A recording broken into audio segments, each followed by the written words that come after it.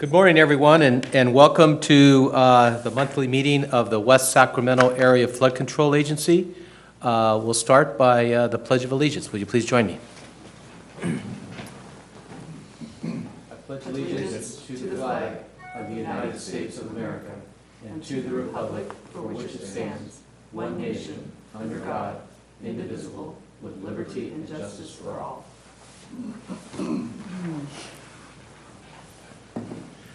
Thank you. First item on the agenda is the approval of the agenda. I'll move approval.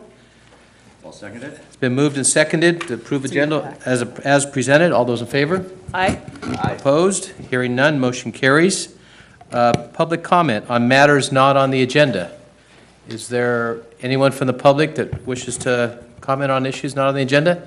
Seeing none, we'll move on to the approval of our July 19, 2018 minutes. I will move approval. I'll second it. It's on. Good. It's been moved and seconded, approval of the minutes as presented. All those in favor? Aye. Aye. Opposed? Hearing none, motion carries. Review of monthly and year-to-date revenue and expenses. Good morning, members of the board. Since Mark Zoll is not here today, I will be reporting out on the agency's revenue and expenses for June 2018. The agency's starting position was approximately $12 million. The revenue was $3.8 million. $1.23 million of that was from the real estate true-up number 7. $1.46 million was from a partial true-up from quarter 28, and true adjustments for the previous quarters. So total cash for June in funds 870 and 871 was approximately $15.9 million. There were some significant expenditures for June and include about $317,000 for O&M distributions related to the second installment of the flood assessment, $247,000 for excavation and remediation on the Time Oil site, $691,000 for construction on the Deepwater Ship Channel piping project, and a whopping $12.7 million for construction on the Southport Levee project. So total expenditures for funds 870 and 871 in June were approximately $14 million. The ending cash position for funds 870 and 871 was $1.8 million. Including the remaining advance, the agency's overall cash position for June was $3.6 million. So that was for June. We had a few more recent activities going on. DWR approved an advance for $3.4 million. The advance is currently in process and expected by the end of August, so we should be receiving that in a week or so.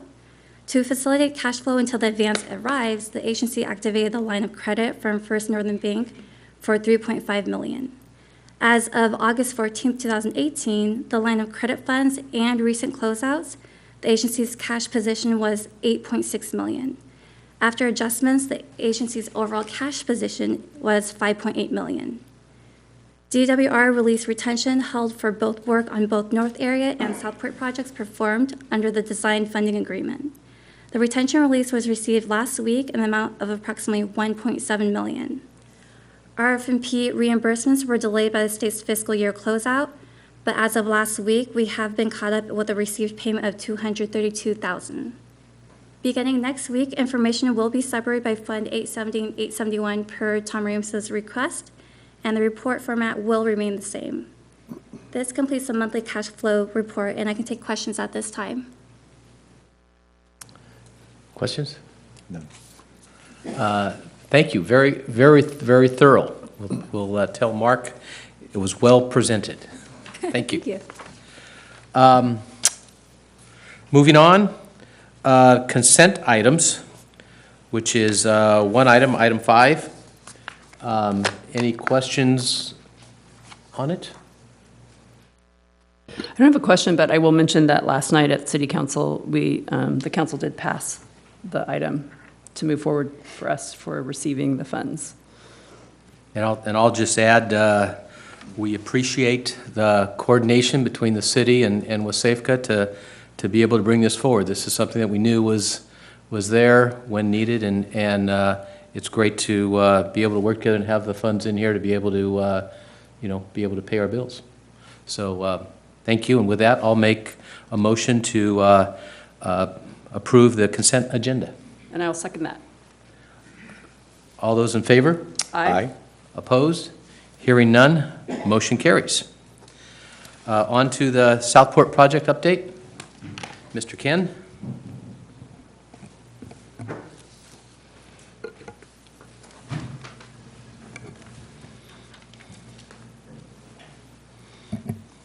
Good morning, members of the board. I'm here to present the latest update for the Southport levee improvement projects, taking us through this month, as well as some tasks to happen next month as well. Here we go. To start off with, we'll start off in the Southport of the project in the setback levee. Segments B through to D, which is their south tie-in, all the way up to approximately the Sherwood Marina. We've been doing a combination of offset area excavation, levee embankment, and stabilization. Now that we're getting close to finishing a lot of that work, you'll see hydro seeding. We've got jute netting going down in a lot of those areas. As areas are finished up and final graded, those are actually being finished off and stabilized. So that area's the levee embankment is coming to completion as far as getting up in elevation. The material is essentially out there. It's just a matter of getting it tested in place. There is some offset area excavation that will continue to happen, primarily at the northwest breach. That's our southernmost breach, and then a few other spot areas. But that's also substantially complete as well. We get into the offset area excavation in E and F, so it's right behind Bees Lake, all the way up to the north tie-in. That continues to make progress. Right now we're up in elevation between 30 and 35 in a lot of those areas, with the ultimate going to about 38.5, 39.5, so making good progress there. Some of that material is coming from the south as we do the offset excavation there, but a majority of it is coming from the north. So shorter haul materials, the numbers we've gotten so far are looking good. The type of the material is looking promising. So we're looking to be in good shape for completing that embankment prior to flood season as well, moving along with that. Down at the very south end in our fix in place, the slurry wall operations have been completed. So they're in the middle of backfilling. I'll show you some pictures followed up on kind of what that area looks like now that the slurry wall work's been completed. But we've got 10-wheel trucks kind of filling up that first segment along segment A. That's the portion right adjacent to South River Road. So a little bit narrow of a working path, so we have a little bit different backfill operation going there. But that's happening from the south, proceeding north. And then once we get it up into segment B1, we'll use some of our larger equipment to do that backfill operation. We have a little bit more room in that area to backfill that, but that'll continue to be ongoing until we complete it sometime either towards the end of next month or early October, depending on what kind of production we get. We've got some rock and stabilization at all three inlet outlets at this point. We've got the southwest breach, which I'll show you a picture of as well, that the apron and riverbank zone have been for the most part completed. So we'll start seeing some fabric and other stabilization there. At the southeast breach, right around Oak Hall Bend, we've got some of the armoring on the remnant levee slopes that's been going in, as well as some additional excavation. So that one's been ongoing. And up in the north, we've degraded that levee down, pushed some of the rock slope protection down along those slopes to prep the area to receive those sheet pile walls we've been installing along each one of the breaches, so we can do work back behind the areas. And we'll probably get started with that work towards the beginning of next month, just based on the timing right now. So that's the rock and stabilization. The slurry wall, like I mentioned, for the setback levee, as well as all the conventional. So that takes us from the southern portion of A all the way to the FG tie-in. That's been completed, and we're actually just completing the last little bit of the work along segment G with the DMM method. So we got about 2.5 weeks worth of work remaining to not only do that tie-in, but also a small portion we had to go back and finish. So slurry wall work operations should be done by the middle of next month. Borrow site restoration is kind of ongoing. We've got some material from both the south and north offset areas we're excavating and placing in there. And we've also got some LiDAR surveys just to kind of figure out earthwork-wise where we're at over the entire project to make sure what the excess, or if we do have any shortages, what those are. At this point, there's plenty of material to build this setback levee and all the associated improvements with that. We're exploring to see what kind of shortages, if any, we have for borrow restoration. But for the time being, things are looking good in that respect. We'll see probably in the next few weeks what those numbers are looking like. Seepage berm placement's been continuous all the way from B1 through F. Majority of the material is already in place in segments B2 through D, so the same area where the embankments, for the most part, up to its final elevation, and then they're working when they can in segments E and F. We have a little bit narrower working pad there. We have a lot of operations going on in a relatively small area. So that's been going a little bit slowly on the seepage berm, but we have plenty of material out there to do the work. It's just a matter of staging it and moving it from stockpile to stockpile to make sure we get it in place in time. We have ongoing survey work, so that's the final completion surveys for finished grade, so we can go ahead and stabilize slopes, as well as seepage berm as well. We've been doing some of those recent surveys in the seepage berm along the south port, the south section, so the B2 through D, and then as we get further along in F, we'll go ahead and transition to that as well. But things are looking right now, the south setback levee is in a real good spot to as far as getting close to completion. North, we're just continuing to make progress and tracking that. Patrol road placement will happen towards the beginning of next month. That'll be the land side O&M road as well as the top of the levee O&M road. We've got a combination of AB aggregate base that'll go on the top of it, as well as some of the roadway grindings going along the tow road. So we've got some of that material out here, but we've got that scheduled to happen probably sometime towards the beginning of next month. By the time we actually have finished grade, all elevations bought off, and making sure we get started on that sooner rather than later. That way, the Reclamation District has an opportunity to do an O&M as soon as flood season comes around. November 1st will be here before you know it. We've got some erosion repair work that's actually just starting today. We've got the erosion site C over between the Oak Hall Bend and Davis Road, old intersection. We've got a barge out there right now with a whole lot of rock on it. They'll start that placement today. With the Rio Vista Bridge being where it's at, we're actually getting rock from there, moving up. So we're getting our rock, at least first couple loads. They're going to go ahead and continue to maintain and coordinate with us as well as Caltrans to see when the raising of the bridge can happen. We'll get the material out there. We do have time to go ahead and perform that work.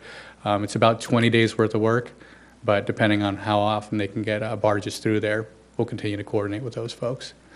We had a utility relocation being completed last month, and actually right now PG&E is doing the last of the relocation at the cell tower site off of Linden Road.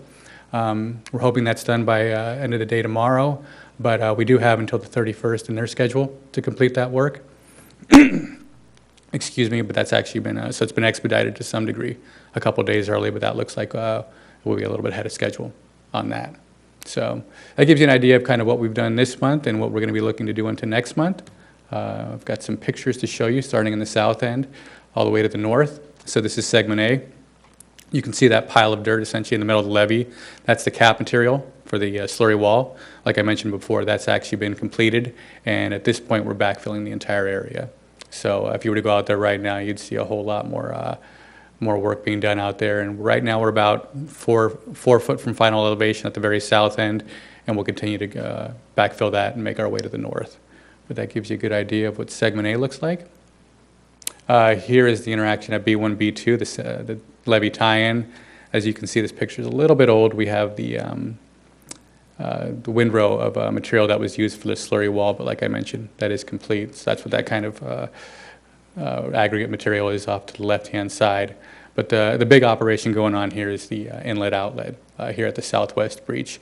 It's a combination of rock being placed at the bottom with topsoil on top. We have fabric as well as jute netting that's being shipped and will be used to stabilize those areas. Right now, that particular area has been completed, substantially completed with the topsoil, but we still need to go ahead and stabilize that area. So as that material gets on site, we'll continue to do that work. And actually, just to the north of this inlet outlet, they've already started placing the jute netting. So that area has already been stabilized. I'm starting to finalize some of that work. As you can see here, this is where the setback levee ties into the existing levee. Got that that yellow turbidity curtain down there. We've had folks continuously monitoring per our permit requirements on water quality and been sharing those with all the permitting agencies. So that's been going fairly well. Looking further to the north at segment C, off on the right-hand side, you can see our second breach, the southeast breach. Made some progress there, but hopefully on our site tour later on today, you'll see the progress we made on that. And in that open area, you can see some of the slopes on the remnant levee already stabilized, that kind of light brown material that you see on there. We've also got some jute netting and some articulated block mats that are being placed in that as well. You've got the setback levee right there in the middle of the picture with the seepage berm just off to the left. and our borrow site A3, which is part of the borrow restoration activity. That's on your far left-hand side. Most of the work's been happening in A1 and A4, but we'll start doing the A3 work as well in the next month or so. If you drive by Village Parkway and Davis Road, you'll see a mountain of rock. We're making a little bit of progress through there, but we still have a lot more to place. Most of this material is going in all 3 inlet outlets. Like I mentioned, the one in the southwest, for the most part, the rock is already in place. We're pulling right now for the rock in the southeast, which is the one at Oak Hall Bend, and we'll continue to take from those piles until we go ahead and complete that work. And going from there, I mentioned we do have barges coming in right now. It's parked just south of the Sherwood Marina, and that's where the erosion site sea work's taking place. They've got their own source they're bringing from, and a crane barge out there to place it. So those activities, like I mentioned, will happen over the next 20 working days, depending on when they can get through the Rio Vista Bridge. This is a good picture of kind of the segment D and the segment E transition. Segment D right here is just north of Davis Road, south of the Yacht Club in Sherwood. At this point, this particular setback levee is up to grade up until the Sherwood Marina, so they're doing finishing grade, finishing slopes. If you drive by that area, you can kind of see things have been track walked. So we're looking good to start stabilizing as well as placing some O&M road in that particular section, and more than likely work our way south. From there, here we are right behind Bees Lake, looking at the north. So in order to keep access to the marinas, we've been having this temporary access road off Village Parkway at Yacht Club. That'll continue to be utilized the rest of this month and the beginning of next month. Once they go ahead and get the remainder of the levee up to grade, just south of that picture, we'll be able to swap traffic from this Yacht Club access road to Sherwood to make sure we continue to maintain that access. Not much work directly adjacent to Bees Lake, with the exception of the setback levee. But we are doing some mixing of the type 2 material between Village Parkway and the setback. So if you see some small stockpiles over there, that material ultimately is going to wind up in the core of the levee, that clay core. Here looking in the vicinity of Linden Road, I picked this picture for a couple different reasons. You got the setback levee right there in the middle, our offset area excavation just to the right of it. You'll see that dark area with the plastics on it. That was the Time Oil site that was remediated. That work's since been completed and excavated the entire offset area in that location. This is also where we transition from approximately the elevation of South River Road prior to the project down to our remnant levee, so you can kind of see the step on what the remnant levee is going to look like over there, as well as kind of our interaction with Linden Road. That'll ultimately turn into a paved cul-de-sac, but for the time being it is just a rock road. You'll see our seepage berm off to the left. Not as big of an area to stage equipment, so which is the reason we have stockpiles and the seepage berm kind of being sequenced accordingly.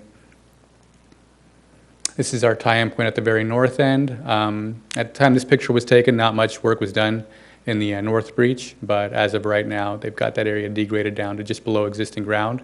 They'll start installing sheet piles beginning of next month, and then we'll do some additional rock work along that breach, similar to what you saw in the first picture at the southwest. And here's the DMM operation. Like I mentioned before, we got about 2.5 weeks worth of this left. Right now they're doing the overlap between where the conventional wall was being done and where this wall is. And then they'll go ahead and move back, and there's a short segment of wall that they had to skip due to an underground obstruction. We'll get that wrapped up within that 2.5 week time period. But things have been going relatively well for this operation as well. And this is just looking from the very north end to the south. You can see where we started at the bottom of this picture and where the DMM rig is now. And like I mentioned, we're going to be wrapping that particular overlap up probably end of this week, Monday at the latest, and then we'll be back, and then they'll be demobbing after that. So getting those silos out of there, getting their operation trailers and whatnot, and as well as some of the bentonite material and everything else. So that is an overview of the project as we sit right now. Do you have any questions? I don't have a question, but just a comment. At Port Commission and City Council last night, I'm sure you know this, we received updates about the Rio Vista Bridge, and they're coming up with short-term solutions. So I'm sure you're coordinating with Rick Toft and other folks to get the barges through. We have Dutra, who's actually doing the work, coordinating Okay. directly with Caltrans. Okay. So what they've gotten right now is I think they're shutting down traffic at 7 o'clock. so they can lift the bridge up at 11 Yep. and have an 11 to 3 window to Yep. actually bring barges back through there. So I don't anticipate it being a big delay, but it really depends on when they can get their barges through so they can reload them with rock. I've got about 8 of them that'll come up throughout the project that are continuously circulating around. It's about a 20-hour trip to get from us down to where their quarry is.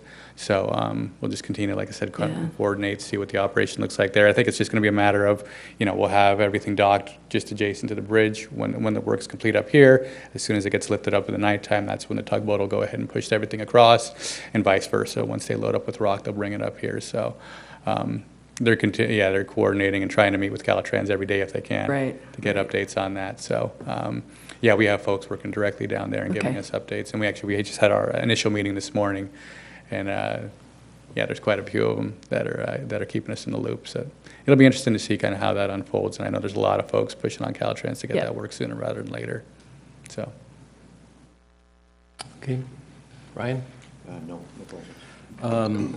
No, my only comment is an interesting picture of that southwest opening there. We've been looking at these little maps for years now, and when you actually see the size of that thing, it's pretty impressive. It'll be good to see it up close. yeah, and in person it's So, entirely, yep. yeah. And then, you've got these different layers of rock and soil, and it's one thing to see them on picture, and it's one thing to see these huge pieces of equipment really putting it all together and what it's going to look like when it's all said and done. It looks real good out there. Very good. Thank you very much. Yeah, Very thank you. thorough. The Wasafka project updates. Morning, Chair Ramos, members of the board. I'm also going to go through a few things on the monthly progress report, but if I could pare it all down, it's about getting that project done, keeping the financing and the cash rolling, and then working on getting our funding for our next increment of the federal project. The team is working very well together, both internally, coordinating all those pieces, as well as out in the field with the various layers of contractors and contract management. So all the gears are turning and things are fairly well greased. In the progress report, Mark Solo included a new report out on the assessment rolls. So there's some information there. The bottom line is a slight increase over last year's projected revenue.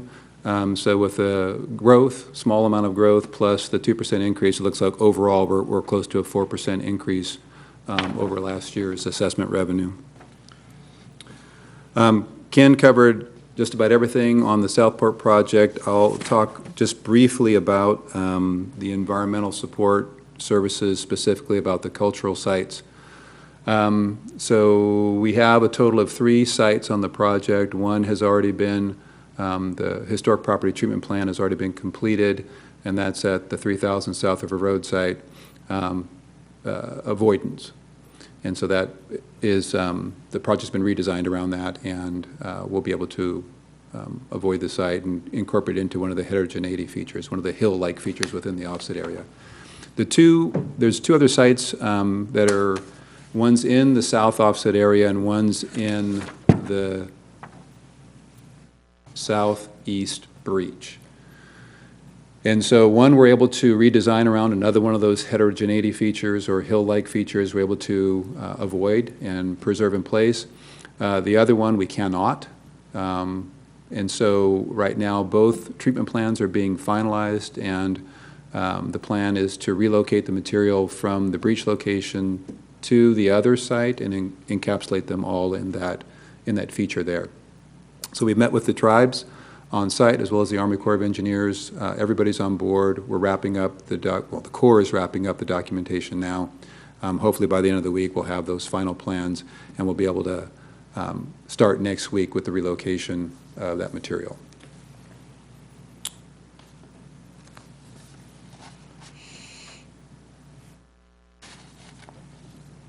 And really, that's about all I had to update the board on. From federal project standpoint, I think I've reported last month, it hasn't changed. We're still working with the Corps for FY19 work plan funding, yeah, and then 20 construction funding. And our messaging for what we're requesting for PED, the pre-construction engineering and design of $4 million is right in line with what the Corps is submitting, and our request for construction funding of just about $19 million is, again, right in line with what the Corps is requesting. Metsui is also messaging these same requests, and we're just going to have to wait and see how that rolls out. The last report I got out of DC is the Senate will be going to committee, I think it's next week, to finalize the appropriations bill. And so things are looking very timely for an early appropriations bill this year. So hopefully we'll have completed the work plan by the end of the year, maybe 1st of January, much sooner than the last couple of years. So keeping our fingers crossed and hope for the best. Okay. And with that, I'd be happy to answer any questions the board has. Anyone? Okay. Thank you, Greg. Thank you. Director's comments. At this time, anyone? No? Item 9, I believe a tour of the Southport Levee project has been organized. So the directors are invited to attend, and members of the public, if they're so desire, I guess will accommodate. So with that, if there's nothing else, we'll adjourn. Thank you.